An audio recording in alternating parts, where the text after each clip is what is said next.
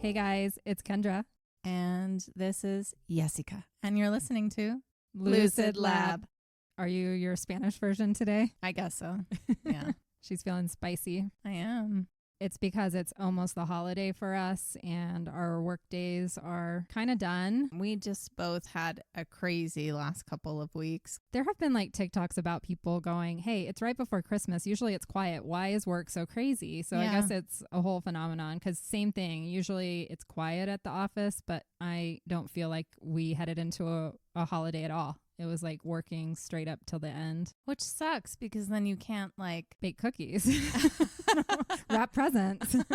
You can't break off and then get into the spirit exactly before you get to celebrate. But Jessica and I are kind of celebrating today because I think this is the last time we will see each other before Christmas. So we'll have a little Yuletide wine. And we're going to open presents together. Yes. I guess this episode's actually coming out after Christmas is over, and now everyone's preparing for New Year's Eve. Yep. I can't think that far ahead right now. I can't. And honestly, I don't do much for New Year's Eve. Last year, I think I was asleep by 11:30. But what's funny is I will stay up till midnight any other night, but for whatever reason, New Year's Eve, I get super tired sometimes, and I just don't feel it.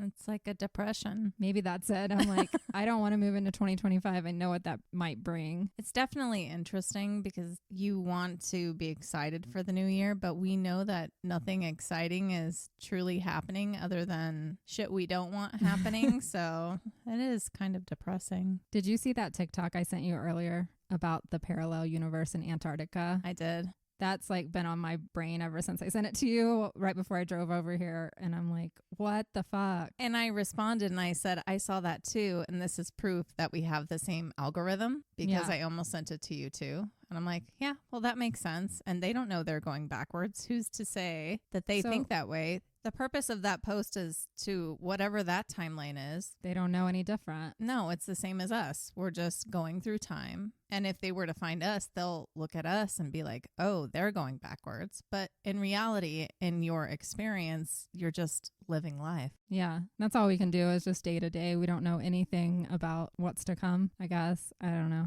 I can't get too metaphysical right now. But yes, it is New Year's Eve. And for those of you who are excited, I am doing we talked about it on last week's episode, the intentions, like the 12 days of Yule. So I will get to burn my last one on New Year's Eve. And then I'll find out what my intention is that I have to make happen for the next year. Are you doing that as well? I will be. And you know what? I was kind of disappointed by mine last year because I did do it last year. Right. Mine, the one that, was revealed to me or whatever, was reading 12 books. And you didn't do it?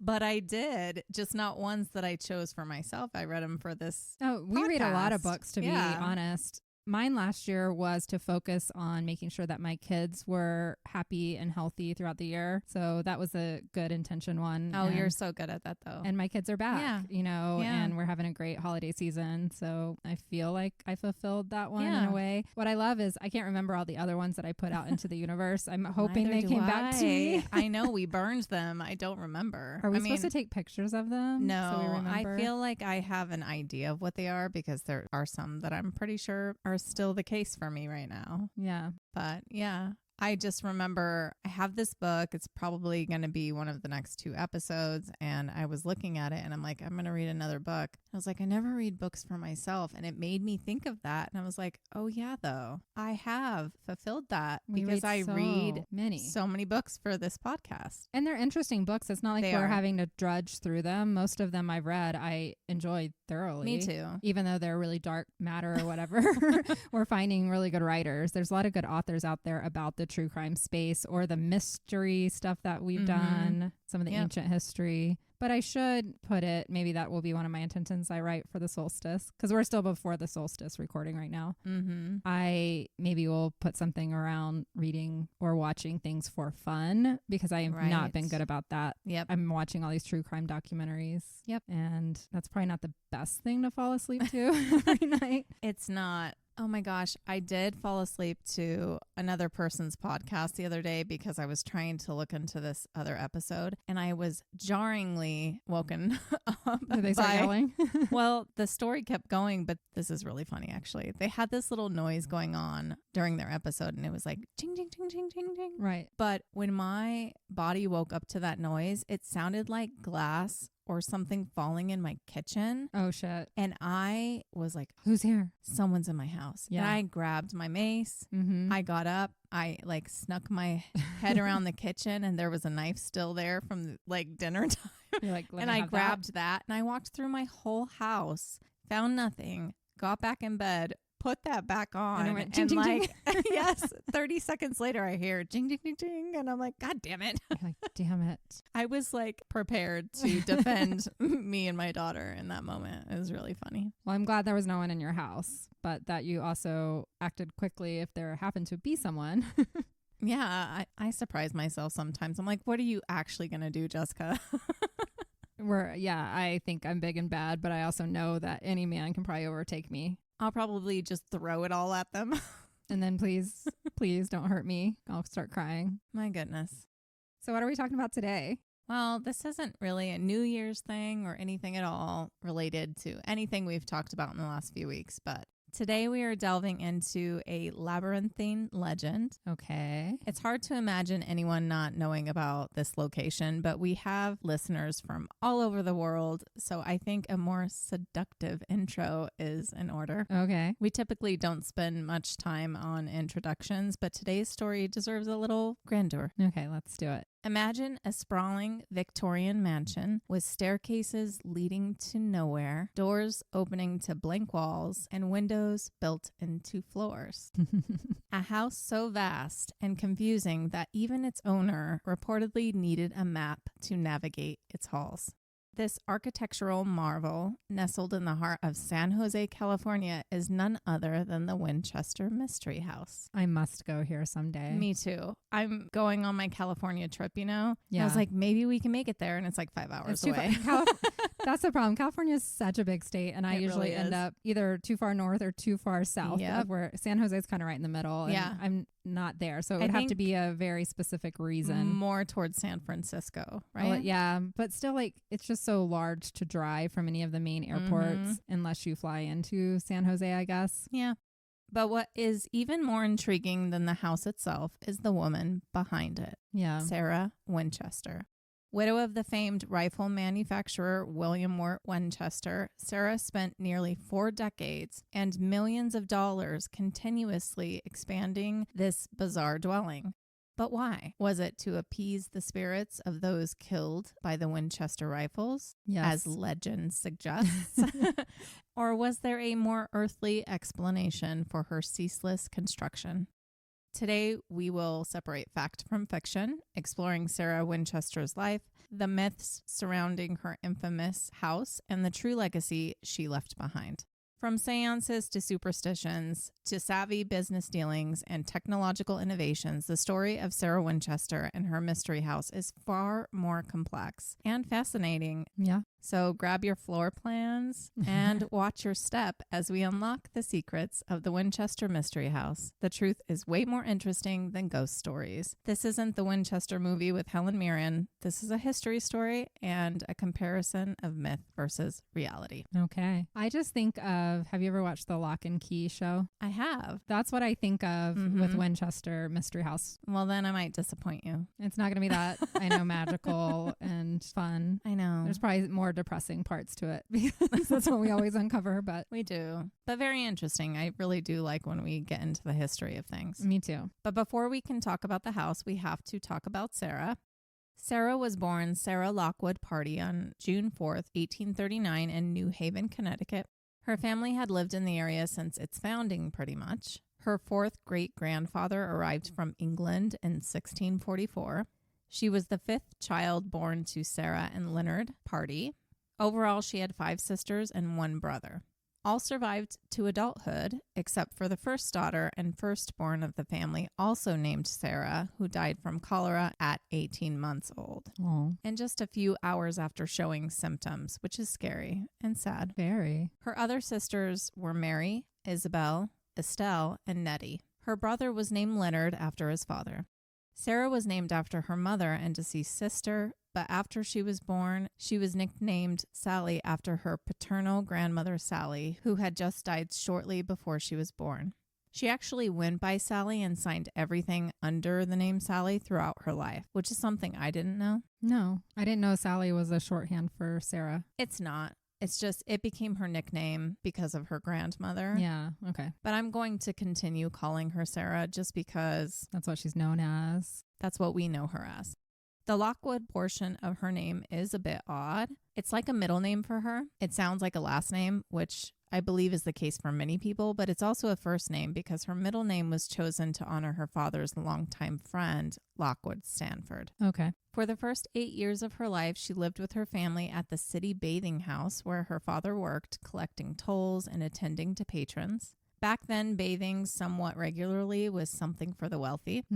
So at first, financially, the family struggled. But in 1847, her father, who was a talented Finnish carpenter, started a company with a machinist producing small wood and metal parts for neighborhood factories and hardware for carriages. The shop was called Leonard Party and Company. The company became successful and the party's reputation grew.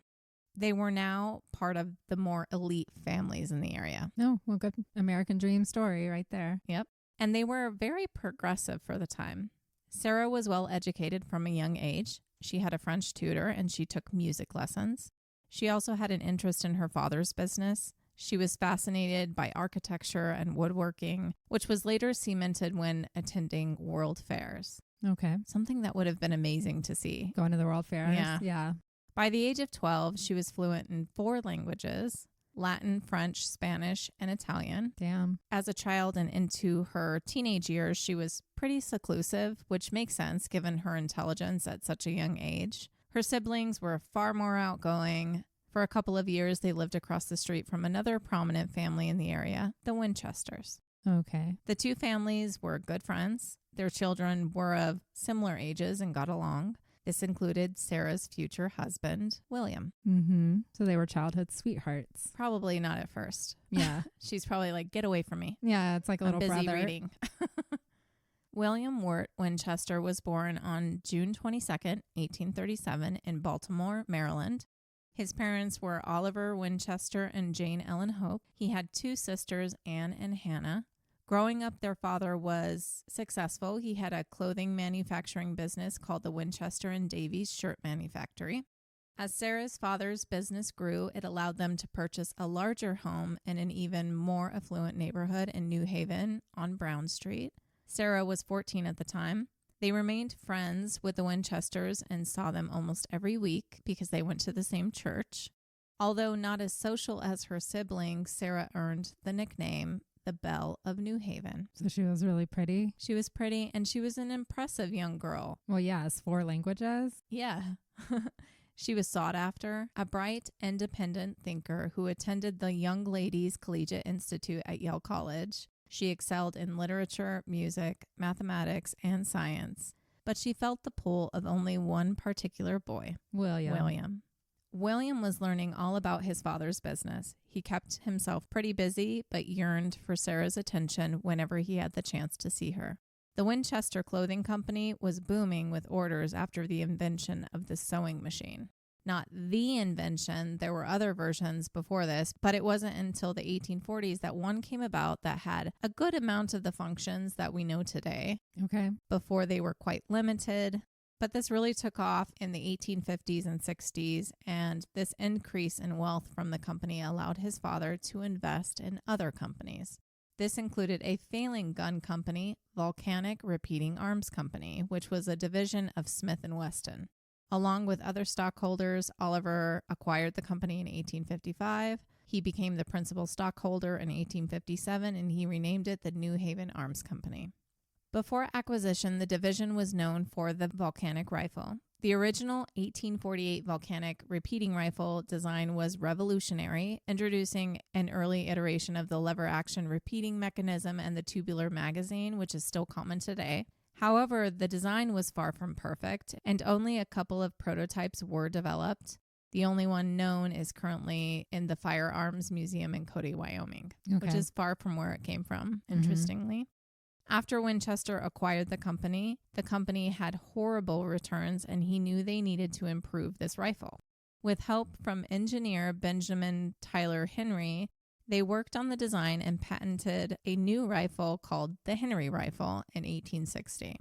This put the company on the map as a legitimate arms dealer. With the American Civil War starting in 1861, they thought it would be gold with the government contracts rolling in, but the repeating rifle wasn't really used during this war. Okay. It was expensive and, well, it was just a little too advanced for the time. To them, it seemed like a great time to introduce a gun that could shoot 30 rounds instead of one, but it just wasn't worth the headache in the middle of a war. Okay, but it seems silly because the whole point of war is to kill people as fast as possible. I don't know if they just didn't want to teach people. It's probably training, yeah. Yeah. Meanwhile, William is still following his father and became the company treasurer of this company, and he still had his eyes on Sarah. They cozied up to one another and married on September 30th, 1862. Due to building material shortages because of the war, they lived with William's parents, but they enjoyed living the high life and they traveled a lot. After the war, there was some drama in the gun company with Henry attempting a coup while Oliver was traveling out of the country. Henry put his name on everything, but Oliver was smarter. He felt blindsided and he was forced to take action. He never wanted his name on things. He just wanted the money. But to get out from under what Henry was doing, he pulled out all of his money from the New Haven Arms Company and formed his own gun company, the Winchester Repeating Arms Company. Okay. With money, he had it up and running almost instantly, and it left Henry with nothing. Oh. His attempted takeover did not work, and Henry would live out his days kind of just a normal guy scraping by. Yeah, that'd be a hard drop. It would be a hard drop. I mean, I kind of get it. Yes, they used his knowledge as an engineer, but the money wasn't from him. Yeah. It wasn't the investment from him. He was hired to do a job. That doesn't mean he gets to take over the company. Yeah. Yeah. But the rifle being produced by Winchester became very popular among civilians. I mean, of course it did. Outside of New England, at least by comparison, it was crazy out there back in this day. The Wild West. Yeah. People preferred a gun that could spit out 30 rounds instead of reloading each shot. Skipping forward a moment, in 1873, the Winchester Rifle Model 73 was released, which is the gun we know today as the gun that won the West. Okay. It was used by like all the main cowboy men and ladies back in the day. And it was just killing lots of Native Americans, probably. Lots of death. death. Be honest. Yes. Or buffalo. Fighting over wagons. Yeah. Fighting over land. Guns are never used for good things. A lot of people and animals died. But because of this, Winchester Repeating Arms Company became New Haven's biggest employer as well. So they did very well financially. After this, Sarah and William started construction on a home for themselves on Prospect Hill in 1866. That same year, Sarah gave birth to a little girl, Annie Pardee Winchester, on June 15th. My birthday. Oh, boy. She was named after William's sister, Anne.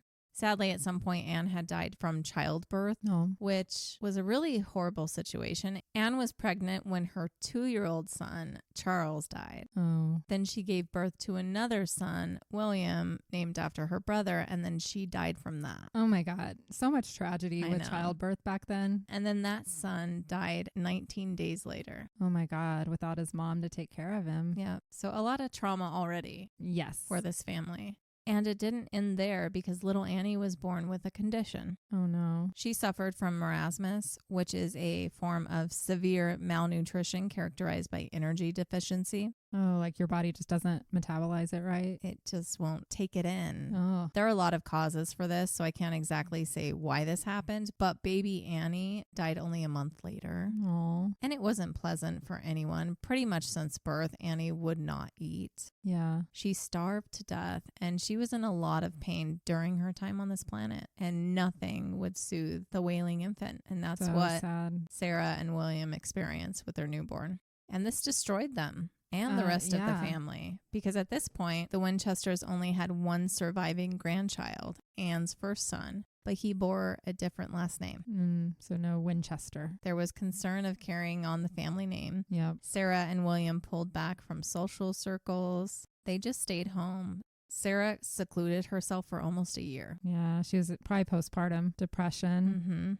But construction continued on their new home. Sarah was already fascinated by it all. She shifted her focus and devoted herself to learning everything that she could about interior design, construction management, real estate investment, and financial strategy. William was learning as well, although he was pretty involved in the arms company. Either way, it was a passion project for both of them, something she looked back on in later years with both a sadness but fondness as the house on the hill. Okay. They finished this home in 1868. It was 20,000 square feet. There were over 20 rooms. 1,000? Yeah. I can't comprehend that size of a house. That's crazy. Well, wait till we get to the Winchester house. I don't think I know how big it is. So. It had marble floors, chandeliers, impressive fireplaces, huge bay windows, plasterwork ceilings, and an expansive circular driveway out front. It was quite the house. And it wouldn't only be them living there. William's parents and other family members did move in. Okay, well, that makes sense. It's like 3 houses in one. Right. But less than a year later, Sarah's father died from effects of rheumatoid arthritis. Oh. And she kind of went inward again. Yeah. But the real tragedy came in 1880, when in less than 1 year, she lost 3 family members. Her mother died in May of 1880, and then her father-in-law, Oliver, died in December of that year. And the biggest hit came from her beloved husband dying in March of 1881 from tuberculosis. Oh my goodness. It's always tuberculosis in this time. So many. Yep. He was only 43 years old. Aww. Sarah was 41 at the time. They never had another child. I'm not sure if they didn't want one or if they tried and it didn't work out, but Sarah would live out the rest of her days without a husband and without children. Aww. Because tuberculosis can take its time, and as I believe I mentioned in, I think it was the Waverly Hills episode, Probably. that people saw it as a kind disease. Not for the pain, but because people could get their affairs in order. Right. William was able to move things around to ensure that Sarah was taken care of in the event of his passing. Okay. So she's still very wealthy. Yep. She was made the executress of his will.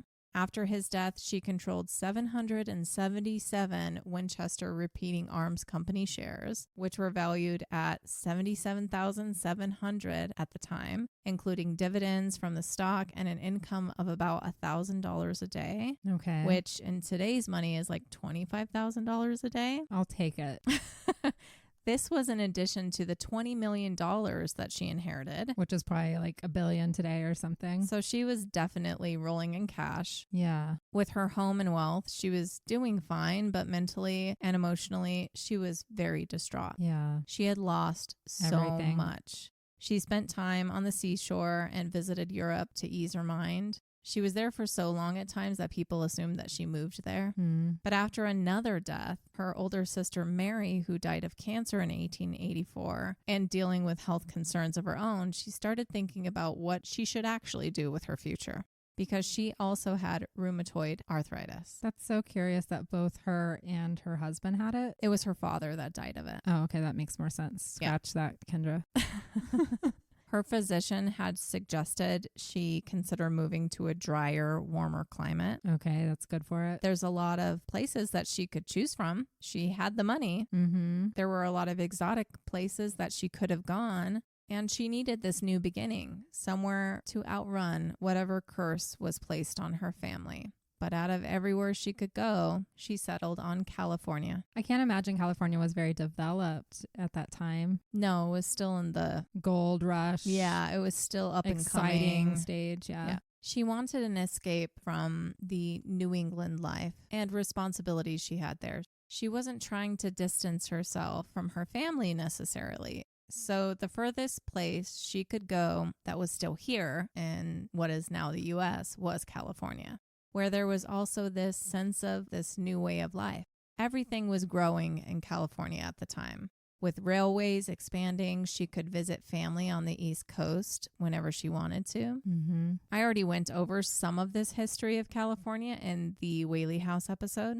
Sarah was showing up to the area the same time the Whaley family was experiencing their own tragedies. Mm-hmm. She had been to San Francisco with William in the past, and she really enjoyed it. So in 1885, she moved to California the same year that Violet Whaley committed suicide in the backyard of the Whaley house. Oh, wow. They are about 5 hours away from each other, but I still found it really interesting getting to tell the tale of two cursed families who ended up in California having come from the East Coast. Right. Which I bet there are many, many, many more. Yes, probably. When she moved, she brought along her reinsman and close friend, Frank Carroll.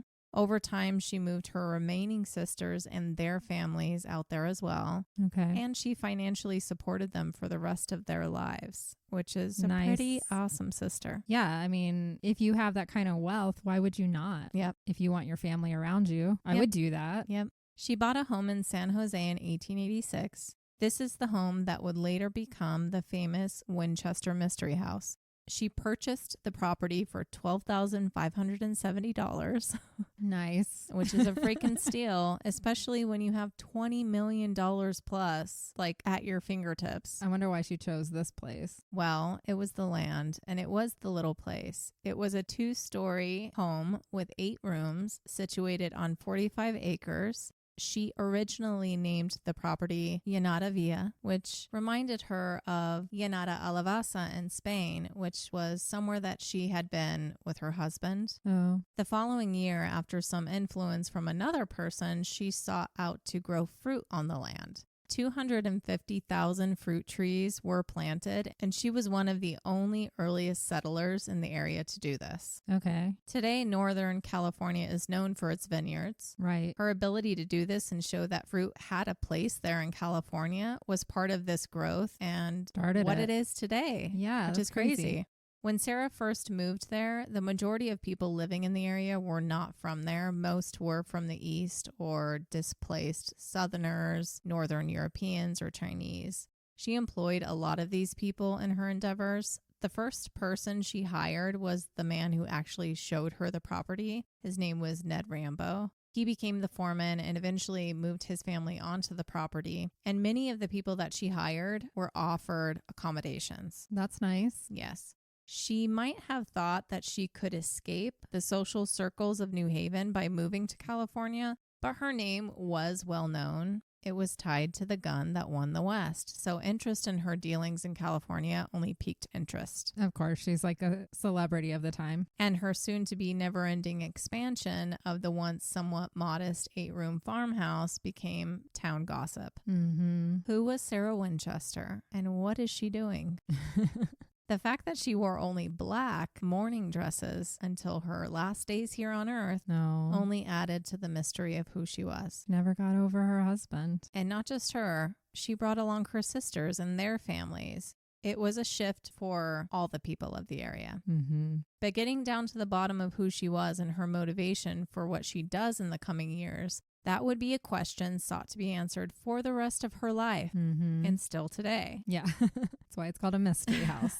But before I get into the theories and myths surrounding her reasoning for what she did with this property, let's go over what she actually did to this house, because it is clear why so many people had questions. A lot of it just doesn't make sense, no matter what way you try to justify it, because today it's unlike any house on the planet that I'm aware of. Yeah. Sarah began expanding the modest farmhouse. Well, modest in her mind. 8 rooms is a lot. Almost right away. Within the first 6 months, it went from 8 rooms to 26 rooms. Quite an expansion. Her initial dream was that her sisters and their families could live there as well, but life is not that simple. Her sisters' husbands had families. There were more plans in mind for these families than to stay isolated with Sarah. Yeah. Nettie, Sarah's sister, after some controversy with her husband and his work as a professor, not really his fault other than being stubborn in his ways. He was a good man who stood for good causes, but Nettie ended up moving back to the East Coast, to New York, after only 2 years. She still supported them financially anyway. So even though they didn't stay in California, Sarah took care of them. She had plenty of money. Why not? Exactly. Her other sisters' families were struck by the isolation as well. Mm-hmm. They were city people, and the valley was completely different from what they were used to. Yeah. It was uncomfortable for them. It felt too restrictive. So by 1888, it was clear that Sarah's dream of them all living together was just not going to happen. They all needed their own places. It was also clear that once construction began on expanding the home, that it would not be done anytime soon. Okay. And so no one wanted to live in a home that was under constant construction. No, that'd be really loud. And they all needed to find their footing and move on with their lives too. All of whom lived off Sarah generously. It didn't matter what they did. She still took care of them. They're still her family. Her money wasn't dependent on them doing what she wanted, which I think is pretty cool. It is. Because sometimes people use money to control their family members. The more I learn about her, honestly, I want to be her. And I want a never-ending project. Yeah. Until my death. She kind of reminds me of Inya and her castle with her cats. Oh, that's right. Is it in Ireland or Scotland? I don't know where she is. We just all hear it. It's kind of like a dream. Yes. Who doesn't want to Just live in a castle with completely unbothered. Yes. So Sarah focused on her house plans. She did initially seek out the help of trained architects, but that didn't last long. It's not clear if she was displeased with what they came up with or just wanted to handle it on her own. She was self-taught. It was a lifelong interest of hers, and she took it upon herself to be completely involved in every aspect. She studied and studied. She subscribed to journals such as the Architectural Record. She studied manuals. She drew up all her own plans. She drafted the designs, instructed the builders. If something wasn't to her liking or how she envisioned it, she made them tear it down and start over. Wow. Not in a mean way. They were paid. It was work. She was just constantly building. Mm-hmm. She had multiple projects going on at once on different parts of the property, all with a purpose only she knew. It's definitely not something like we would picture today. Mm-hmm. And I would know, being a part of this industry where you have a full set of plans existing and new, and what you could add, what the city is going to let you do. I was going to say, they probably didn't have permits. Like, she could do whatever she wanted back then. She went space by space. Whatever her whimsy, it was built, no matter how odd. The result was this never-ending maze of hallways, foyers, parlors, rooms, all connected by precarious doors, windows, balconies, and verandas. At one point, she even described the home as her rambling. Kind of sounds like it. She's just like, oh, what do we want to do today? Yep. Her fixation calmed her. She had a lot to overcome. What's better for your nerves when you can't find meaning in something that has happened? Or many things that have happened. Mm-hmm. You get busy. Yeah. You focus on a project and you stay busy. Yeah, and true. That's what she did. And this was it. And as obsessed as she seemed to be with the home, she was involved in other things, which sometimes gets lost in her story. Okay. There were many times when she stopped construction altogether. Okay. And focused on other things for months at a time. Mm-hmm. And if you hear her story, they say that she just built and built every and built day and built. nonstop for decades. She bought other properties. She renovated those. Okay. She was involved in philanthropic ventures. Good. I'm going to come back to those other pursuits in a minute because it was very much a part of who she was, just as much as this property. But I'm going to try and give you a visual of this home as it expanded because that is her legacy. Right. And it is quite something. Mm-hmm. One of the first things she did was dug out a large basement area and expand the cinder block and brick foundation. The second floor was mainly built out as sleeping rooms with adjoining sitting or sewing rooms. Hallways are lined with built-in drawers for linens and bedding. Many of the rooms are covered in lacrusta, which is a deeply embossed wall covering. Okay. Where California redwood had to be used, it was finished to appear as hardwood because Sarah didn't like the look of redwood. Ceilings were decorated with stencils, faux finishes, and expertly carved moldings and trims. And all throughout the house, there were influences from her travels. Austrian art glass, Asian furnishings, French paintings, English wall coverings, German chandeliers. And she had an annunciator installed, something similar to an intercom system, but really it was just a way to beckon people from other parts of the home. Okay. But it was something that was new, but also common for wealthy people of the time. To call your help. Yeah, and she had such a big house, so Yeah, she's how's on she the other going to do side. that? It is difficult to describe the intricacies of this place. Every room, corner, hall was unique in its own way. In one of the 2 ballrooms she had built, the floor is an intricate parquet pattern of rosewood, oak, ash, teak, mahogany, and maple. Art glass windows and doors are found throughout the home. And she purchased so many of them custom orders, that there are still tons that are neatly stacked in the storage room of the property. Okay. If you go there today, some of these, if not part of a floor, wall, or ceiling, are displayed separately because of how detailed they are. They're just beautiful. In the first 10 years, everything that was built never went above 2 stories.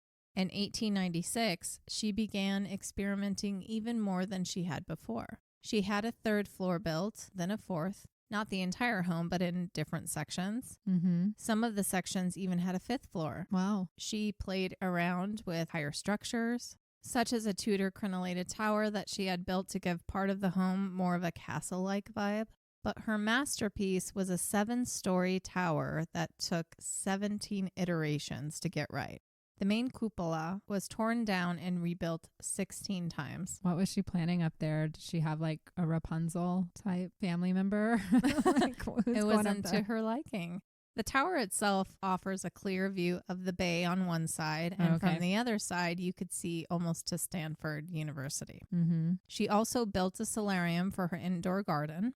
And as she continued to expand, she bought up more land and more land. What was once 45 acres became almost 160 acres. Wow. Overall, the manor was built in Victorian style with some Gothic and Romanesque features. Towers have these conical tops, or what was called witches' caps, and the shingles are patterned like fish scales. And other than the astonishing architecture, Sarah wanted her home to have all the comforts she could. Yeah. She was worried about heating the massive property, so she worked with a furnace expert to come up with a solution. While building, she paid attention to the necessary plumbing that would be needed throughout. She had a generator built to power water pumps to utilize electricity. She had gaslit chandeliers installed with electrical switches and a carbide gas production system piped throughout the property to light the lamps. Okay. She even had an irrigation system installed for her indoor garden that watered the plants. The sloping floors in the room would channel the water to trapdoors, which would then be piped to outdoor flower boxes. That sounds pretty ingenious. She had more efficient utilities than most towns, really. Right? And the large mansion was pretty much self-sustainable. She had a fruit ranch, vegetable patch, her personal garden. She had everything she needed except her family, who she wanted to live with her. Right. She wouldn't get her entire family, but she did get her niece, Daisy Merriman, her sister Isabel's daughter. Okay. Daisy had been living with her for some time, since 1890. She was 21 when she moved in. In all, Daisy would live with her aunt for 15 years until she eventually married. Okay. Daisy was her favorite person. That's cute. Daisy didn't mind the disarray and loved her unique aunt. They were the same kind of wavelength. Birds of a feather. Yes. She also worked for her aunt as her administrative assistant, and they supported charitable and social causes together. Oh, good for them. But as some came to find later when looking into her past, after the initial turn down from her siblings to move in, she just didn't care for visitors at all and often used the ongoing building as an excuse that it wouldn't be a right time to have visitors, so as not to be an imposition on them. She was comfortable in her seclusion. She even passed up on hosting 2 U.S. presidents, Wow. William McKinley and Theodore Roosevelt. It's supposed to be an honor and somewhat expected of the wealthiest person in town, at least at the time. Right. But she didn't want to deal with it, and it actually cost her public approval. People saw her as a crank. People have questioned why, and it may have come down to politics. She was a Democrat, and they were both Republicans. Okay. Although she wasn't allowed to vote yet. Right. That's long before suffrage. Her sisters passionately supported progressive causes, and even though she was, for the most part, uninvolved in politics, she did hold similar morals and beliefs and supported her sisters, so it fits. Right. It was just her way of saying, I didn't vote for you, so you're not welcome here, president or not. I love that. Okay, so she was kind of a baddie. She was. But all of this progress wasn't without its delays and frustrations. Can you imagine dealing with construction for decades? No, I just had to deal with it for a week, and I wanted to pull my hair out. I was getting my floors redone in my house, and no. I couldn't. I can't imagine having that kind of chaos all the time. Mm-hmm. I mean, like I said, she wasn't building nonstop, but when something isn't finished, that's what it seems like to other people, right? Mm-hmm. A lot of delays came from Sarah herself when she sent workers away so that she could have a break or rest or travel. Right. When she came back and wanted to start back up, some couldn't pick up where they left off. Mm-hmm. So she was handling a lot of subcontractors. She was like the general, she's the general contractor in a lot of ways. And as the years passed, interest in the property grew. Why the heck is she still building? People couldn't understand why she was putting so much effort into each space, all built out of the best wood, furnishings, whatever, only to never be used. Right. On the exterior, although huge and impossible to see all at once, it seemed fairly orderly. It was, and it's beautiful. I don't know if you've seen it. I have. The landscape she designed as well. The grounds were filled with ornamental trees, shrubs, and flowers. It's estimated that the Winchester had plants from over 110 countries in the gardens. For more common folk in the area, it was quite the spectacle. Yeah, especially for people who are maybe struggling. Right. And you see this woman just building all this shit that nobody's ever going to use. I could see maybe. Yeah. In my mind, she was just like an artist, like anyone. That's how I see her. That's how I see it. And maybe she didn't know what her vision was yet, but this was her masterpiece that she was continuing to. Yeah. And she wasn't the only rich lady building shit in the area at the time. It was actually of the time to do such a thing if you had a bunch of money. Oh, okay. But hers was the grandest, and people wanted to know more about her. She became this celebrity, which is not great for someone who doesn't want attention. I feel like if people are more drawn in when it's a woman doing it, especially back in this time. Oh, yeah. She doesn't have a man. She doesn't have children. She's just a woman living by herself and doing this on her own. Like, how dare she? Right. They probably all thought she was a witch, too, because she wore black. But she thought on 160 acres, she would be left alone. Nope. People tried to cozy up to her. People wanted to be part of her world, but she rebuffed everyone. Good for her. And after the sparkle of what she was doing died down, what do people do when a woman is not like the rest? You start to call her things and you start to make assumptions. Part of the reason we have such a misinformed story about her and her home today is because she did not talk to people. She sounds like my kind of person, she to refused be honest. To. Seriously. Not that she had to at all. That left people to come up with their own stories about why she was the way she was and why she built the house she did. With the excessive number of spires, chimneys, turrets, and other countless additions, there were so many ways people could create a version of her to push out there. A seedling that would grow over time, like an infection, along with other stories. And with lack of involvement on her part to clear anything up, and at times her direct contempt for others attempting to meddle in her business, admiration from the public turned to disdain, and she was just seen as a kook. Yeah. People started making fun of her, and articles were printed in an attempt to explain her unusual ways.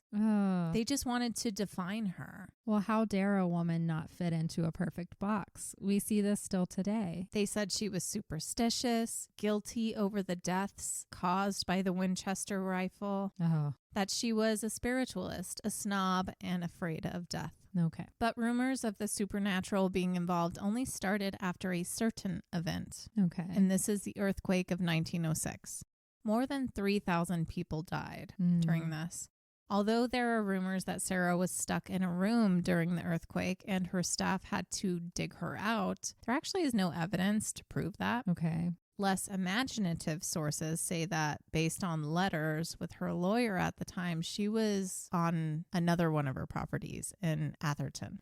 But the damage to the home was extensive. That 7-story tower collapsed. Oh. Most of the chimneys were destroyed. An entire wing of the house was destroyed. And the 3rd and 4th story additions were severely damaged. There were gaping holes in the ceilings and areas. Doors and windows that once led to balconies and upper floors now opened to nothing. And staircases ended abruptly at ceilings. Much of the plaster, wood, and tile work was destroyed. Water pipes were left protruding from walls.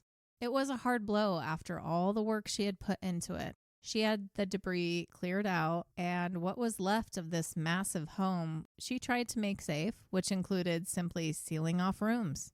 Still a lot of the house left, but she did cease building. All of the hard work was ruined, and it left her heartbroken. This left a lot of the home seemingly unfinished, with the classic parts of the home we consider odd today. Right. The only thing she would add in the coming years was an elevator in 1916. But that was it. And that left people confused. At first, they couldn't wrap their heads around her constant building and judged her for that. Yeah. But now that she stopped building and didn't restore what was built before, well, that made her a madwoman.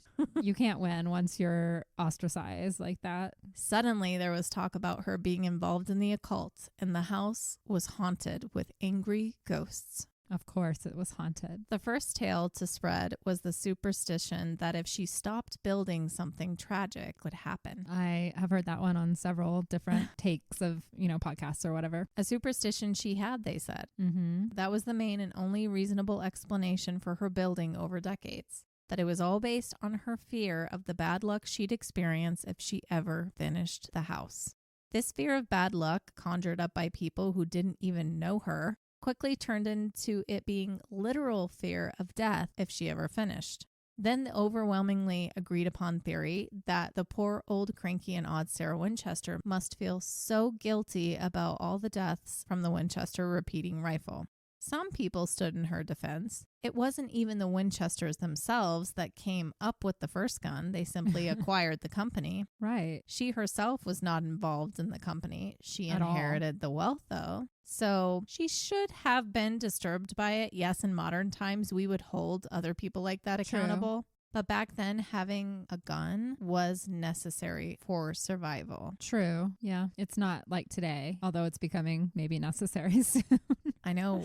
It is a symbol of American identity, unfortunately. Unfortunately. In a lot of ways. Mm-hmm. She was only being judged years later because in these more populated areas where it wasn't a fight for survival every day in that way, Right. gun ownership was seen as a threat to public safety. Right. So those connected to them were seen as responsible for whatever outcome came from them. Mm-hmm. I don't completely disagree with that. Right. No, I would say today But this was a different time. Yes, and this was also a time when women weren't involved in the dealings of it and everything like that. And it does sound like she was trying to give money back. Yeah, and I'm going to come to some of that because she wasn't hoarding at all. And you'll definitely see that at the end. But for her at the time, in that moment, her connection to that company it wasn't enough. Yeah. It was just her family was connected. It was purely financial. And maybe she didn't even understand it in that way at the time. Probably not. She was far removed from the day-to-day of the company.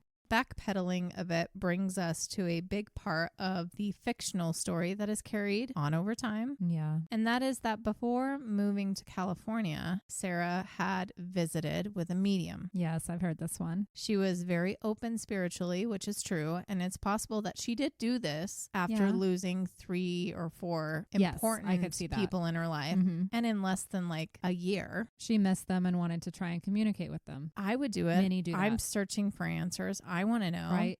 And it wasn't unusual for people to seek out spiritual guidance in ways of mediums or participating in seances at the time. It actually wasn't. Spiritualism and attempting to communicate with the spirit was very popular before this time. In fact, it was considered scientific. It was a good thing, and it was not seen as anti-religious or superstitious. But by the turn of the 20th century, it did become the opposite. It was regarded only as superstition. Believing in spirits and superstition were considered to be the same thing. Isn't it wild how things like turn around? I hate it. I know. As the story goes, she traveled to Boston to consult with psychic medium Adam Coons, who confirmed the wealthy widow's fears that the Winchester family was cursed. Oh, okay. He explained that the spirits of those people and animals who had died at the hands of the Winchester rifle, the gun that had won the West, were avenging their deaths by claiming the lives of her family members and that Sarah would be next. Uh-oh. He told her that the only way she could appease these spirits was to build them a house in which they could live.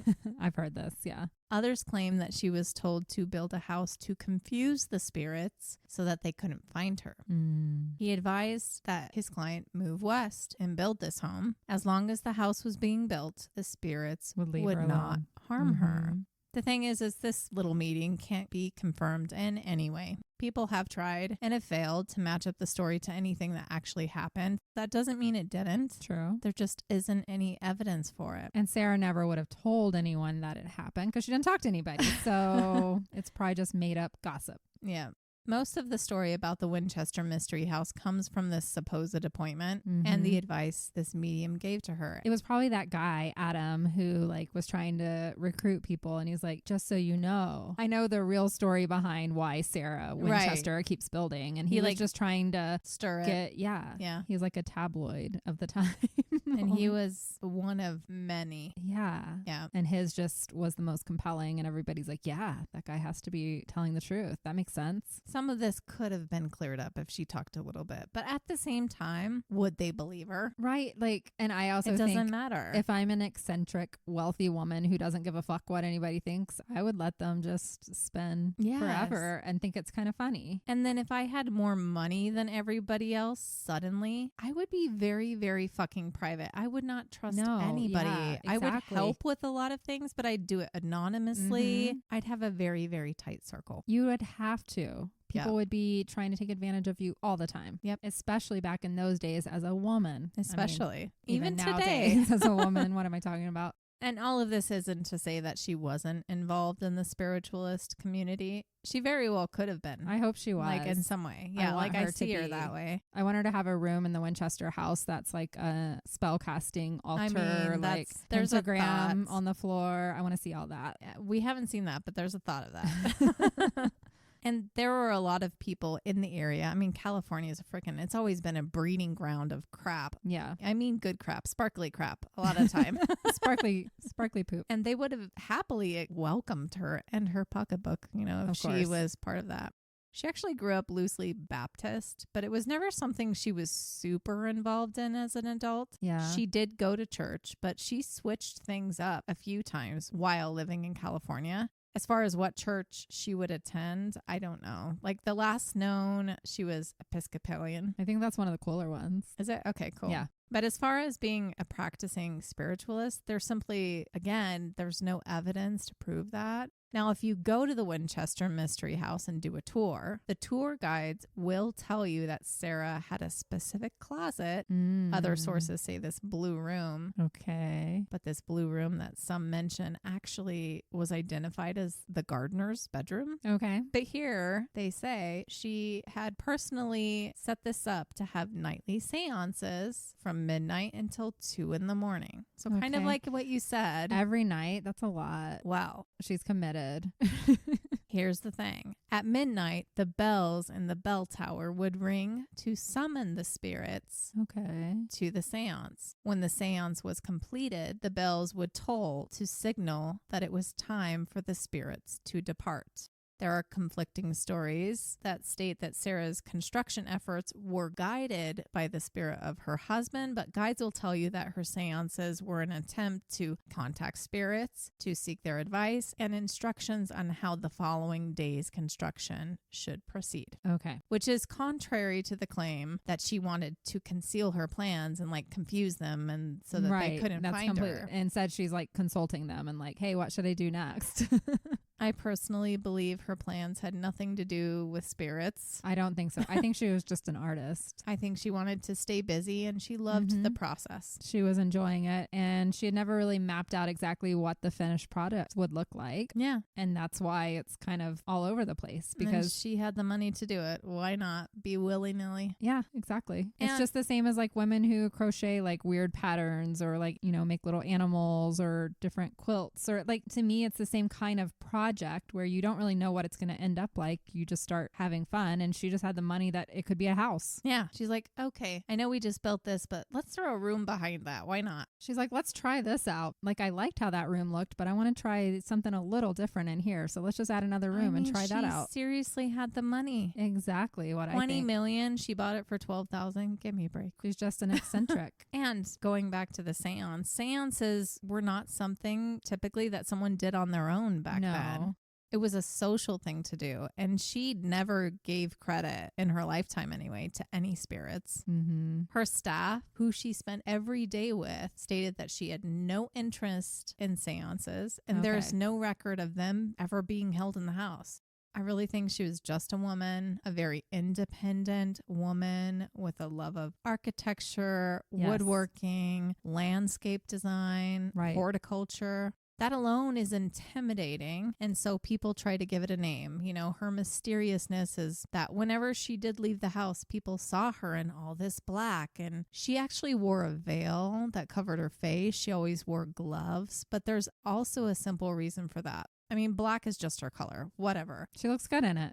But her veil is she didn't have many teeth at this point in her life. Okay. And her hands rheumatoid arthritis were very changed. And so it was just her covering. It was just vanity. Her flaws. Yeah. And who wouldn't want to be a woman of mystere? Right. If you're, they're going to talk about you anyways. Like, in a way, I think maybe you do that on purpose, just knowing they're going to talk about you. What'd you say in the rerun the other week? You're just a jaded bitch. Like, she doesn't care anymore. Exactly. She's done. She has lived through everything, the death tragedy of everyone she's cared about, really, and she's going to continue living it. And so how do you keep picking yourself up after that? And then you're continuously judged by all the people around you. I don't know. She's just trying to do something to bring herself joy. And a lot of artists start things like with a vision, but they don't know how to finish it. Authors do this all the time. All the time. George R.R. Martin is the number one person I think of. He started Game of Thrones. He's never finished it. Yes, the series finished, but it's not his ending. And I don't think he ever will, because he doesn't know how to end his world story with the whole Game of Thrones because series. It shouldn't. Yeah. He has to pass the torch on to someone that he trusts. To finish it for him. Yes, and to continue on and on and on. And I think Robert Jordan with Wheel of Time did the same thing. Like, he died and now his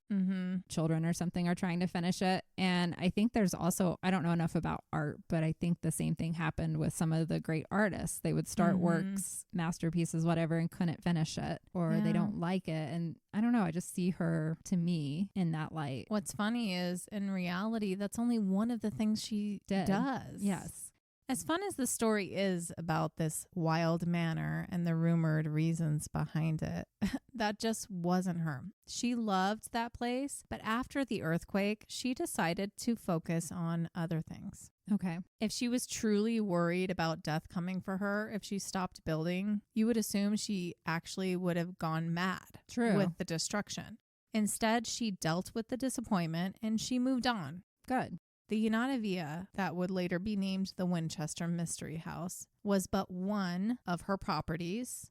She participated in philanthropic work over her lifetime. She donated often to the Red Cross and other social causes. Most of this was done anonymously, with only her lawyer knowing exactly how much she donated.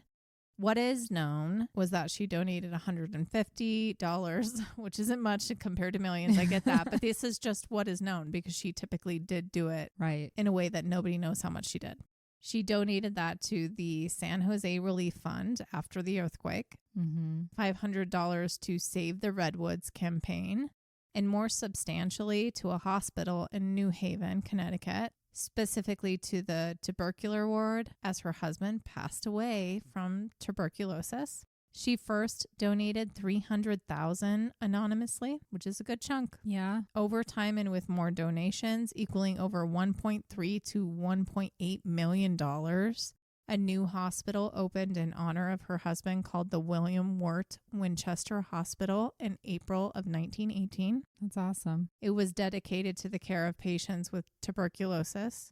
It then became part of the Yale School of Medicine in 1948, and today it's known as the Winchester Center for Lung Disease, and it takes care of patients and a hub for clinical research focused on much more than tuberculosis. Right. So she is literally funded a lot. This woman was doing good things. Yes. Since purchasing the United Villa in 1886 and up until 1907, Sarah acquired at least 15 properties, not all homes. She had at least 8 homes, likely more, as she had several rental properties as well. She didn't spend time in all of these homes. Other family members lived in some of them. She owned hundreds of acres all around this area of California, which is a large portion of what is now the San Francisco Peninsula and Silicon Valley.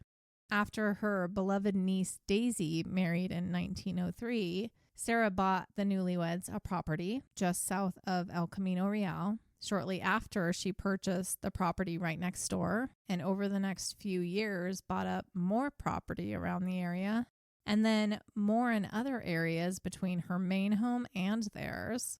Some of it was to help set up Daisy and her husband in the appropriate social scene. So like she still kind of cared about that for the people she cared about. Right. At some point, Sarah even bought herself a houseboat. Yes. Or she had one constructed. It's a little unclear to me. But she did this so she could vacation near them on the coast.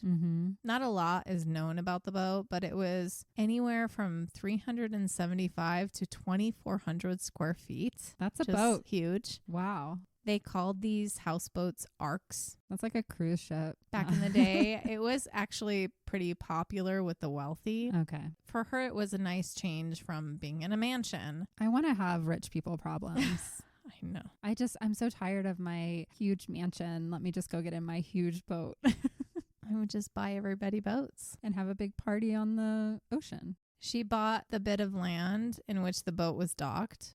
Other than cleaning up the immediate surroundings and adding this decorative moon bridge that people talk about, she didn't disturb any of the vegetation. She wanted the vegetation behind this boat because beyond that was this train station. Okay. And there were like 40 trains per day that went by. It was her only bit of privacy. But she enjoyed this boat a lot. Good. And she was a lot more sociable on this boat than at her mansion. She had guests over. And she was looking to purchase 50 acres adjacent to this. Okay. After the earthquake, which left the mansion in shambles, it also damaged some of her other properties. And she's just like, fuck it, I'm staying on the boat. You can't get an earthquake I like on a boat. my boat. Yeah. Rumors spread that she bought the boat as a result of the earthquake, but she already had this a couple years before all of this. And the boat wasn't damaged during the earthquake. It like knocked over some glass, but it just kept floating. At one point, Daisy and her husband also stayed on the boat with her because parts of their home needed to be fixed from the earthquake. After staying there a while, she started to dream up another project, and it involved her ark and the upcoming Panama Canal. She imagined people sailing to visit her and having the most exclusive personal port on the West Coast. Oh. From 1906 to 1910, Sarah designed and directed the construction of canals and locks with floodgates to harbor expensive yachts, which in reality was a lot more unusual and ambitious than her Winchester house. True, but nobody talks about this. Yep. She purchased another home to stay nearby while construction went on, but it was quite the drama. Her contractor took advantage of her large plot of land and stole from her. He leased 100 acres of her land to a third party and pocketed the rent. Oh my God. People always looking to take advantage of rich people. Especially girls. He also let all the workers steal her sand and gravel. Okay, that's really weird. There were specific ditches and potholes everywhere from their digging, and it was a lot. Horrible. It got so bad that she had to take him to court, and she won. He was probably selling that gravel and sand. What a dipshit. Yeah. Then a local developer building a subdivision nearby without talking to Sarah, built a sewer line that went across her property that emptied into a creek that led straight to her ark. Ew. She was furious. Yeah, I'm furious for her. She is throwing God knows how much money into building these waterways. And people are putting sewage. Yeah. Ew. Everything had this awful stench. Yeah. It was disgusting. And so she had to take that company to court and she won, but nothing was literally fixed.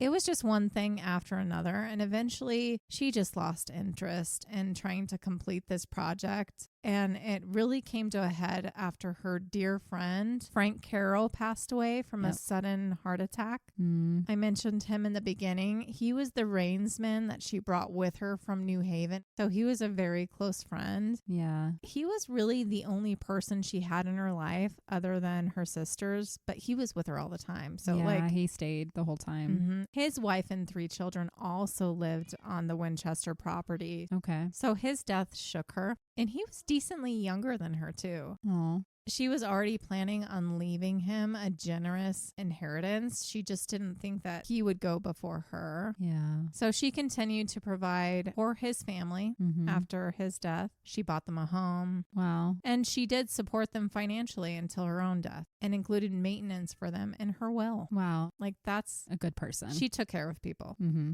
But of course, the news decided to frame everything in an entirely different way. Crazy lady building an ark for fear of an earth-destroying flood. An unstable, miserable old woman causing issues with townfolk, like the contractor she sued because of what he did. Oh. But of course, there's no mention of her being found right. How dare she? That's... So it's been happening forever. The media has always blown things out of proportion. No matter what she did, she was seen as crazy. And then she abandoned yet another project. And when word of her possible interest in selling Unraveling spread, suddenly it was her outrunning the wrath of the ghosts. She was haunted too much and she had to leave. I have to get on this Noah's boat. Ark. That's the only place spirits can't follow me is in the water. They're allergic to it. Soon after, every property she owned was kind of under this same umbrella. Okay. Like all of them were connected to her crazy or the ghosts. All of it had some kind of curse on it. Rumors spread so quickly that there was no way to pull it back. They labeled her as mentally ill. As to what Sarah thought of it all, no one really knows. She didn't give a fuck, probably. I mean, we all give a little bit of a fuck, but like I can't imagine she was reading all this. I hope not. I mean, she might have. And laughed, hopefully. Hopefully she was smoking cigarettes or something. I don't know.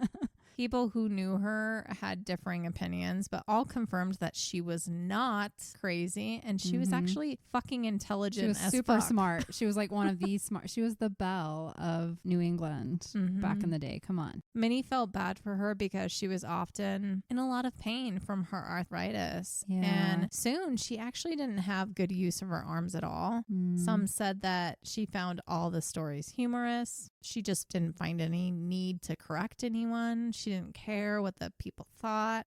Others did say that she was actually very gentle-hearted, and public inspection of her work and life caused her to just shun them. And that's why she installed so many tall hedges on her properties because of it. Yeah. She just didn't want to be judged. I'm just enjoying my life. Go away. I know. In the last years of her life, she became more of a recluse than ever before, even though ridicule of her and sensational press surged on. As her health worsened, she didn't want to inconvenience her own family members with helping her, so she hired a decent staff to take care of her every need. A nurse, a dresser, a secretary, chefs, maids, property caretakers for her multiple properties, and much more. She was well cared for in her last years. And then one day she passed away. This was on Tuesday, September 5th, 1922. And she was 83 years old. Wow, she lived a long life. She left behind quite the legacy and quite the will. It was the 4th iteration of her will. Okay. It was 12 pages long with 13 sections. Roy Lieb, who had been her attorney for many years, was the executor of her estate. The beneficiaries included all of her living family members, grandnieces included. She also named her closest employees in her will.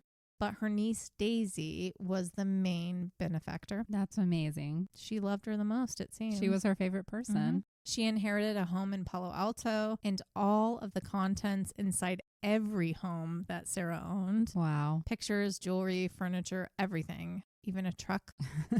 Well, you need a truck to move things. She divided her estate generously among various charities, and any remaining money that was left in trusts set up for family members was to go to the William Wirt Winchester Hospital upon their deaths. Wow. Most of the properties were sold off and subdivided, and I'm going to come to what happened to the Unraveling in a second. She had one condition in her will that everyone had to adhere to. Okay. She did not want anyone squabbling over her money. I like that. Her warning was, quote, "If anyone, for any reason, contested the will, he or she or they shall receive no part, whatever, in my estate, and I hereby revoke any devise, gift, or bequest herein made to anyone who so contests or disputes the validity of this will." Good for her. Right? Too many people like fall out over fucking money and wills. All the bequests she left to relatives were trusts for life. Yeah. The last of her heirs died in 2010. Okay. So where's the money? Or I guess it's all in charities and such. Yeah, and all she gave a lot of money to the hospital that she set up in her husband's name. In her lifetime, she gave 1.3 to 1.8 million. Upon her death, other gifts summarized as much as $925,000 in land, buildings, and equipment, and $2.2 million in cash and securities. And with each death of family members from the will, more continued to go to the hospital. What she does here with this hospital is the most enduring of her legacies. Right. But yet she's remembered as the crazy lady. Let's focus on the more sensationalized part of it, when she did all these amazing things that have helped Many probably, people. Hundreds, thousands of people at this point. And instead, she's just this crazy lady that was having seances. I mean, for 100 years now, more than 100 years, she has provided to this hospital. And that's a lot of people she's helped over there. Yes, exactly. So what came of Unraveling? Yeah, what happened? Although close friends and family hoped her death would squash all the horrid rumors and everything would just finally die down, finally give her some peace, it only intensified. Surprisingly, because of the earthquake damage, the massive building, her big old home, was valued at nothing. What? It was worthless. Only the property had value. Like the land. Which is bonkers to me because she spent over $5 million on this home at that time. That's a lot. Of the 160 acres or so, only 68 acres along with the house was up for sale. With the house worth nothing, the land was valued at $125,000. On November 27th, 1922, 52 days after her death, bidding began. Wow. It was sold, and most of the acres were just subdivided and sold off. One buyer, John H. Brown, was interested in the home and the immediate surroundings. John Brown was an interesting person. He actually invented one of America's first roller coasters. Okay. He called that the Backety-Back Scenic Railway. Backety-Back. Okay. It operated from 1909 to 1926. It was at the Crystal Beach Amusement Park, and it cost $50,000 to build, which is a lot of money. Back then, yeah. It was notable for backward traveling innovation. That's why it's called Backety-Back. Yeah. That he then patented, but was the only coaster he ever built. Okay. So that's typical of today's roller coasters, being able to go backwards, back up and do other stuff. There were little safety precautions on this coaster. So people were flying out the sides. Only the sides of the cars hold you in. Yeah, that's scary. In 1910, a 17-year-old girl, Louise Coach, was killed. That's sad. She fell from the ride. But it continued to go for another 16 years. Yeah, because back in those days, it wasn't a big deal for someone to die. It was just like, oh, well. It was your adventure. You lost. You chose your own adventure. And yeah. Poor girl. She's like, look, Mom, I'll never get to do this again. And her mom's like, I don't know. Okay, maybe. When it came to the Winchester property, he didn't have the capital for it, so he leased it from the original purchaser under his new venture that he called the Winchester Amusement Company. Okay. He owned it officially 8 years later, but by May 20th, 1923, just 6 months after her death, The home was open to the public, and it quickly became a very popular tourist attraction. Of course, they've all been watching and waiting to know what's going on in there. The name Winchester Mystery House was supposedly suggested by Harry Houdini. Oh. He had visited in 1924, and the house has been a popular historical and haunted location ever since. Today, the house offers various tours, including guided mansion tours, garden tours, and special Halloween and Friday the 13th flashlight tours. Ooh. It has been featured in numerous most haunted lists and was subject of the 2018 horror film simply titled Winchester with Helen Mirren, which I did like that movie. I don't think I've ever seen that Oh, really? movie. Okay, I'm going to have to watch it. I'll add it to my list. Yep. But unfortunately, it's not like this is. It obviously lends to the more fantastical parts of this story. Yeah. Does she play Sarah? Yes. Okay. So with all that, I think it's time to talk about all the oddities of the home and Yes. these supposed hauntings. The ghosties. And I've waited till the end to go into some of these more popular features and stories around ghosts and whatnot, as far as what it is known for today. After researching this, it's pretty clear to me that other than rumors and framing her as a crazy lady, there's not anything to speak of during her lifetime to give any of it any credibility, but we're still going to talk about it.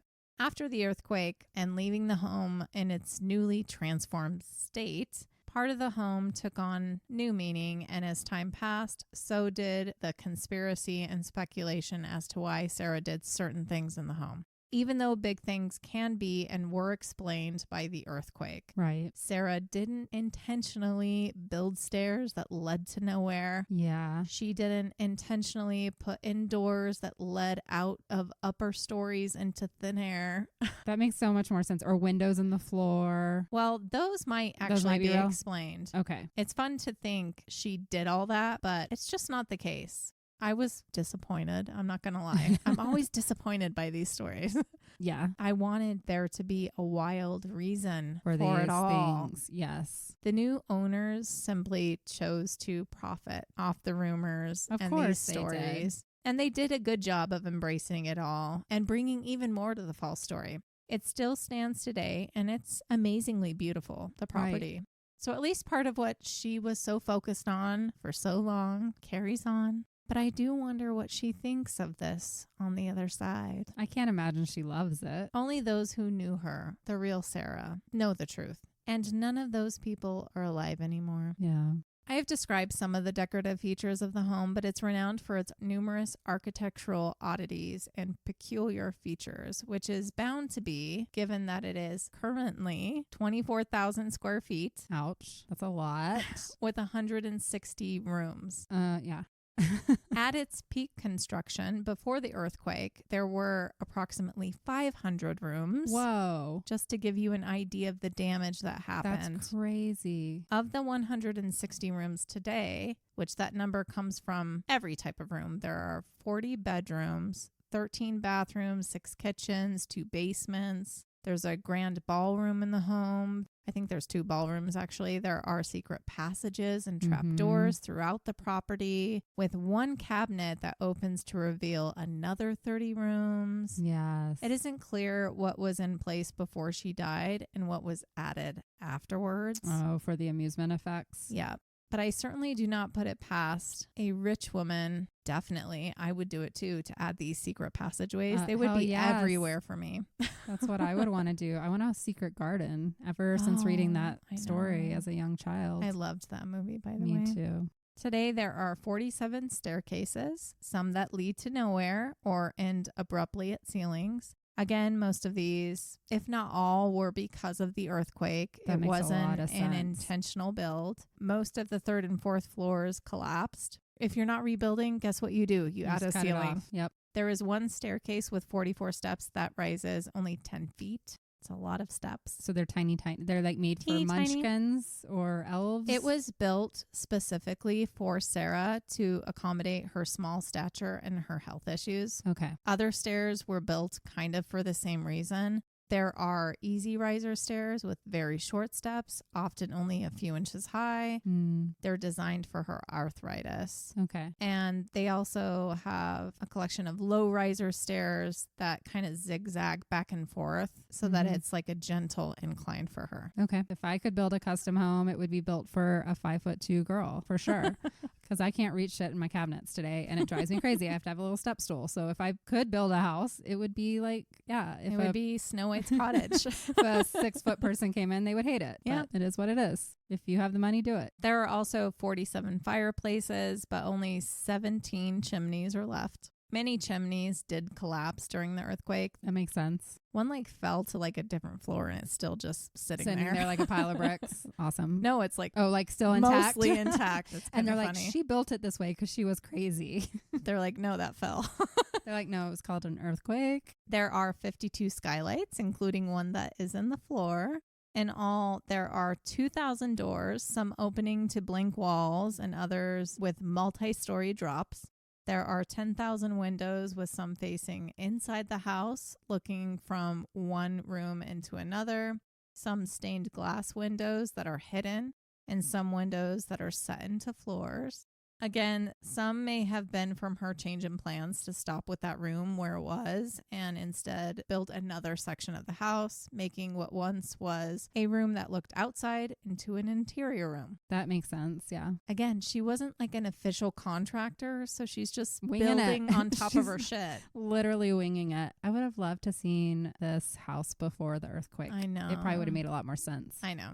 Some of the previously exterior windows were barred. And so when they're turned into interior rooms, it's interesting because like the bars are still there. They're still intact. Okay. And there were times when she used windows as skylights, just using what she had. And then she ended up building another room above it. So that today is why like there's stuff in the floor. Okay. Because she of changed course, her mind. None of this would pass any inspections today. No, it's probably not safe to be in, to be honest. She didn't have any children running around. She didn't care. Yeah. The children would have gotten lost. Yeah. But some of this is known to be from the subsequent owners that added to the experience of what they're trying to accomplish in the place. Okay. So it's kind of deceptive a little bit. Mm-hmm.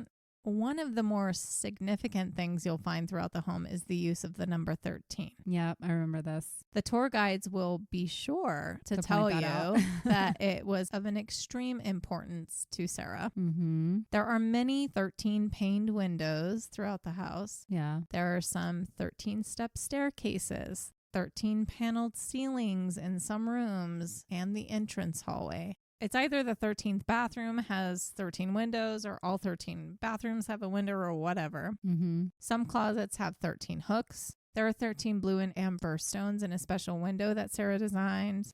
There are 13 drain holes in some of the sinks. Okay, people are just looking for shit. Some of the chandeliers hold 13 candles or lights. Her will had 13 sections, which means she signed it 13 times. Okay. Today, the Winchester Mystery House celebrates Friday the 13th by ringing the mansion's bell 13 times at 1:13 p.m., which is 13:13 military time. Okay. The thing is, there's no concrete evidence Sarah cared at all about the number 13 during her lifetime.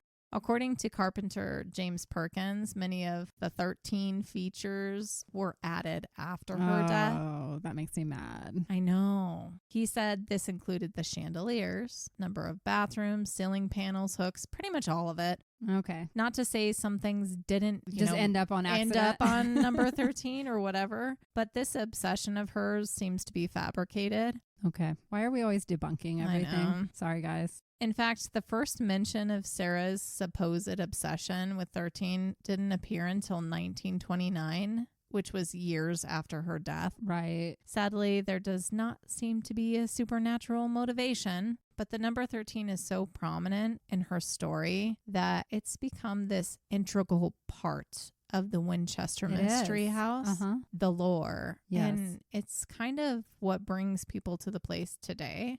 Tons has been written about it. There's many sleuths trying to solve this puzzle. They're like walking around and counting like floorboards and ceiling tiles. They're like, 13. Do you see these scratches? There's 13 of them. What does this mean? When in reality, it was just the owners coming up with new ways to like add to the mystery. And make money. Mm-hmm. All right. So that's it. Like, that's it with that part. So let's talk about these ghosts. Because, Yes. I like leave them to the last point because like we believe in them, but damn it. It's becoming harder and harder to believe in them because they're all the same in every single house, I feel like. They are. So you can just get past like 20 things that I'm about to say, but just stay. Of course, many people claim that it is the most haunted place in America, as all places do. There's like 50 most haunted places in America. I will start by saying that Sarah and her sister Estelle were the only people to die in the home. Okay. Maybe Frank Carroll, Mm-hmm. her rainsman, but I actually couldn't confirm that. It's just an assumption on my part because he lived there and he died suddenly. But he could have been somewhere else. He always traveled with her in different places, so I don't know where he was. So is there a possibility that there's some haunting going on there? Yeah. Yeah, of course. To the extent that some claim, probably not, because I'm not getting like a demon owns this place and there's 200 angry gunshot ghosts who are just like terrorizing everybody. That's not what I get here. Right. I have heard rumors that some of the other workers died there, those that like physically worked on the home from accidents. But again, I couldn't find one. Okay. But here is what has been reported. Sarah, of course, is said to be roaming the halls, checking on the progress of her home. Okay. There is a mustached man with black hair, people refer to as Clyde, seen pushing a wheelbarrow of ash or coal in the basement or trying to repair the fireplace in the ballroom. Okay. Visitors have experienced gentle tugs on their shirts or skirts. Footsteps have been heard shuffling to and from Sarah's room. Okay. Unexplained shapes or figures appearing in photographs taken in and around the house. Shadow figures or human-shaped manifestations seen roaming around corners, down hallways, and appearing in windows. All the things. Cold spots, footsteps, cooking smells, odd sounds, whispering, and the doors and windows slamming have been reported by visitors and tour guides. Guests have reported feeling like they're being watched by probably cameras. You're in a huge in the house. corners. Yeah. Although most do not experience anything, there are some people who have worked at the house that have had an experience, and it's actually quite small, which was surprising to me. Yeah, if the workers aren't experiencing it much, that kind of tells me it's not as haunted as they say. One maintenance worker felt a tap on his shoulder and a hand pressing against his back when no one was present, which isn't that scary. Yeah. I don't know. I'd feel like my body's trying to tell me something. I don't know. Girl, yeah, something stretch. pushing on me. Go Maybe do some that's- yoga. It was Sarah. She's like, hey, your back's a little. And she's like, I've had rheumatoid arthritis. And I find that this is a really helpful. She was just trying to help. Another guide saw a small ghostly form gliding around a corner after hearing some sighs in a hallway. Okay. Another tour guide from the 1990s, although they never had any spooky encounters while working, would have strange dreams about the house when like they went home after their shift during their employment. Okay. I would have strange dreams probably if I worked in some huge house like that. Like I could have some pretty amazing dreams probably about that place. One employee witnessed automatic doors in the gift shop opening and closing by themselves late at night. That's just short circuits. Like that's electric stuff. There we go. We are just the skeptics. I know. We've become like full circle. Used to believe and now we're like, we've heard this too many times. They also heard faint conversations from inside the house when it was supposed to be empty. I'm like, dude, how do you know in 24,000 square feet? Yeah, that you got you're 160 alone? rooms to hide in. Are they checking every single room? I remember hearing on some podcasts that like people get lost and that there's no real map of the place. Well, Did you that's come what- across any of that? I don't know if it's created now, but even Sarah couldn't really get her way around. That's why she installed that intercom system because she's like, I'm not going to come find you. She's like, Marco, Polo, Marco. Is that the Polo. person I need? Who's saying Polo? Where the fuck are you? But this particular employee who saw the doors opening, he made a couple of interesting observations while he was working there. He noticed that there was an unusually high number of car accidents that would happen near the estate. That's because they're looking at the house. Seriously. Seriously. They're rubbernecking. I mean, if you look at this online, guys, it's not a normal place. Yeah. And it's people who don't even know it exists, and they're driving and they're like, oh my God, did you see that? And then somebody runs into them. And then this other observation of his is that it seemed to attract a lot of people who had mental health issues. I think anything in the supernatural realm. Because they're probably more vulnerable. Yes. And also, what is he classifying as mental health issues? Like, Okay. I don't like that because people who are like, we don't know what he means. just because you're not normal, bro. But here's what I came upon this, and I haven't yet listened to this podcast, but once I do, I'll report back. And it's about these people who have studied children with autism, like different levels, and have watched them over the years and how they respond to people around them, even people who don't have autism, whatever. Right. And it's this very convincing description of how they communicate. It's all telepathic.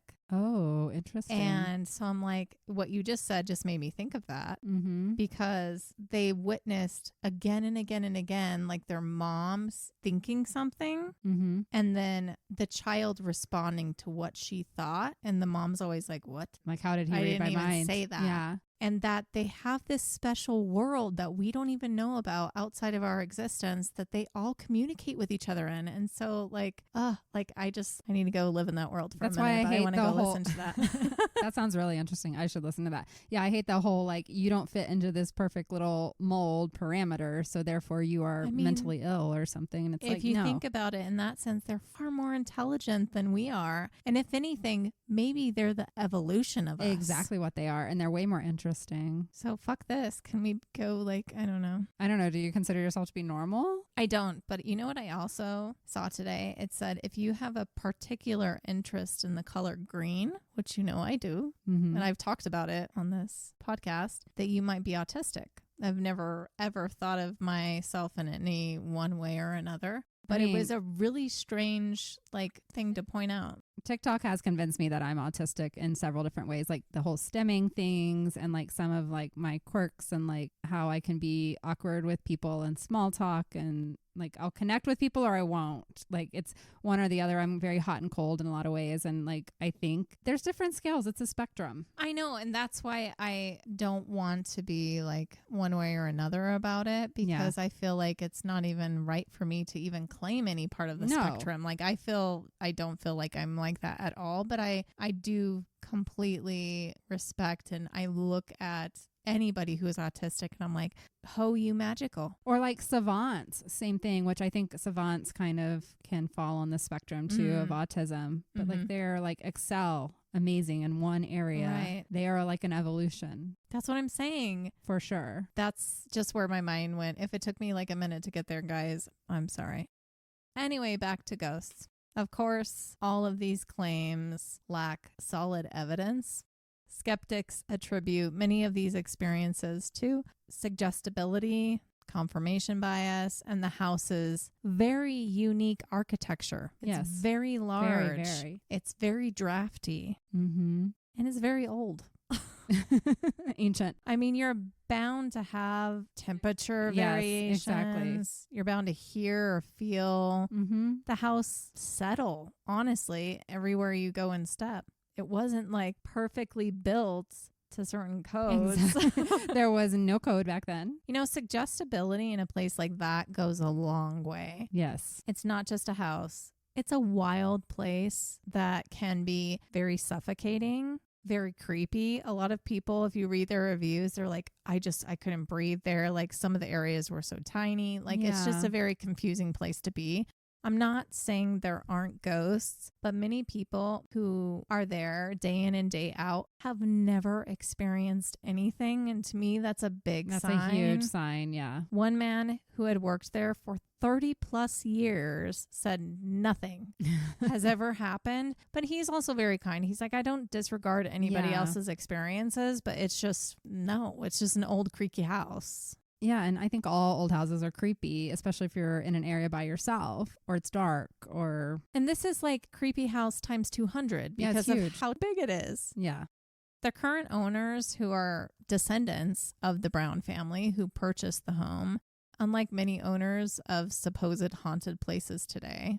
You know, we've talked about a lot of these places, and typically the owners are very upfront, like they're part of social media. Not them. They're very private. They're not in the public eye. Tour guides are given a carefully written script, and they're not to deviate from it, although I'm sure some do. Right. Staff are required to sign commitments of confidentiality to not reveal the owners' identities or to give information on attendance. But clearly, you know, they're doing something right because this has been a haunted tourist destination for 100 years. Yeah, they're doing something right. Much longer than Sarah had the home. Yeah. So, like, at this point, it's kind of their baby, not hers. That's true. And whether I agree with how she was treated while she was alive or not, which I don't, No. or believe any of the rumors or not, which I don't, No. I will forever be grateful for one movie that came out of this, and it is 13 Ghosts. I love 13 Ghosts. Oh my God. I was thinking of that one earlier. Yeah, it's an all-time favorite of mine. Yes. And it was inspired by the falsities of this story and Sarah's supposed obsession with the number 13, which wasn't hers, but it came out of all the rumors. And, you know, Matthew Lillard differed greatly in style from the 1960s version because there was another version in 1960. I didn't know that. It actually had the Winchester house in that movie, which is Okay. interesting. So I do want to go watch it. But 13 Ghosts, I mean, it's Love a classic. Mm-hmm. So thanks for a great movie. And you know what, guys? That's it, babes. Wild History of a Home. I was disappointed to find the blasted story is all a farce. But it was interesting to learn about Sarah. Sarah's very cool, and like she built this place and it's still amazing, and I still want to go visit it. And I never really wanted to visit it because of the haunted piece of it. Honestly, I was more interested in just the architecture. Yeah. Yep. So I'm not like discouraged from going to see it. I had heard the 13, you know, rumors around it. I didn't know it was connected to 13 Ghosts, so that's pretty cool. But like just seeing all the intricate like details she put into it, the stained glass and the cool stairways to nowhere, like that kind of stuff intrigues me. It's the same reason that like I have been fortunate enough to visit castles in my life, and I loved walking through castles. I think the same thing. This is like a modern American castle, and who cares if it's haunted or not? And just to end this story with what she would prefer to be called, her name is Sally. Yes. That's what she called herself. It was not Sarah. So Sally. And this was her masterpiece. It was her project. It was her way to work through her grief and keep her busy. Yeah. She was probably a bit lonely in her later years. She had Daisy, and then having the workers around might have given her some community. She didn't want to be out with the social circles. Like what everybody thought about her who knew her. She was just like a badass businesswoman. And she was kind with her money. Like, she could have lost it all. Yeah. And she didn't. She grew it in her lifetime. Yes. Yeah. So she was a baddie, and she should never be called crazy. No. We need to be careful with who we call crazy. We do need to be. Although I feel like I've called people crazy on here before. But those are usually people who like I was hurt like, wait children a second. Yeah. or did things that were legit I don't think we've called anybody crazy who didn't deserve it. Maybe, or prove it, or maybe had even been diagnosed. I mean, even with that, we do have to be careful, right? Yeah. I just feel like women are singled out more so in our society if you don't fit the norm. Even, you know, crazy cat lady. Why is that like a thing if you don't want to get married and have babies? The only reason you're a crazy cat lady is because you prefer the company of your cat than a man and his dick. Yeah. That's it. Like that's literally the only reason that exists. But have you seen how my cat looks at me in the morning? Oh, man. I will happily be called crazy if it's for normal things, because what is considered normal nowadays is not who I want to be. Yeah, I'm not interested. So stay on the crazy train with us, guys. Yes, keep listening. And come back next week. Well, thank you for doing this episode. It definitely is new information for me. I've heard this story a few different times on podcasts, and I appreciate you bringing to light some of the fallacies. I know y'all are tired, and every time you see that we're doing some haunted place, you're like, oh no. They suck. They should just tell us the lies. But there are other podcasts that will tell you those things, and it's fine. Listen to them for entertainment. But we pride ourselves on trying to get multiple sources whenever we do episodes. And I know you read a big book on this. I did. And you know what, guys? Go. I'm not saying it's not haunted. It's a massive place. Who knows who has been there over the years? That's not the point. The point is who Sarah was and how they tried to portray her in her lifetime and after, and that's just not what it was. Well, we will be back next week with another episode. I believe it's mine and it's true crime, but I'm not going to tease it. But it will be the new year. It will be our first episode for January. Oh my goodness, 2025. Bleh. Bring it on, I guess. I don't want it. Well, there's only one other option, and we're not taking that. No. So if you guys are interested between episodes, you can find us on social media. We are on Facebook, TikTok, Instagram, and YouTube, all at Lucid Lab Podcast, one word. Let's all hope and pray that TikTok does not get banned, because I don't know what I will do with 2 hours of my life every day. Oh my goodness. How will I ever communicate with you, Jessica? That's like our love language is TikTok. I don't know what's going to happen. Once again, I'm the hopeful person and I'm not even thinking about it. I don't think it's going away, but we'll see. There is a new one called Lemon 8, which I joined the other day, and I will put it out there. We may end up with a profile on there. It's basically a cross between Pinterest and TikTok. Oh. And it's fueled by TikTok. Oh. Or we just sign up for Canada's TikTok. Yes, or we all say we live in Canada. All of a sudden, Canada will have 300 million new people on January 19th. Exactly. Alrighty, guys. We love you. We hope you had a good new year. Stay safe. Have good vibes for 2025, because I don't. Let's all cast those spells and do those manifestations, do meditations, do whatever the fuck we need to do. Call on Satan. Hecate. Lilith. Maybe we need some more Luigis in the world. And Jessica's and Kendra's. Alrighty, goodbye. Adios. Bye.